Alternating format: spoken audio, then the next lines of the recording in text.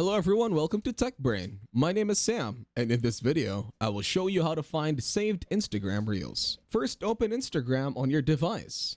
Once you are on the home screen, tap on the Reels icon at the bottom. This will take you to the Reels section, where you can browse various short videos. When you find a reel you want to save, tap on the three dots in the bottom right corner of the screen. A menu will pop up with several options. Tap on Save. You will see a notification that the reel has been saved. You can repeat this process to save multiple reels by following the same steps for each reel you want to keep.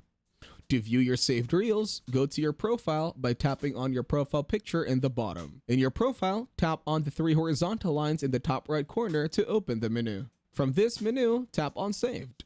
In the Saved section, tap on All Posts. Here, you will find all the posts and reels you have saved. That is it. Thank you very much for watching. Please make sure to leave a like and subscribe to our channel. Have a nice day.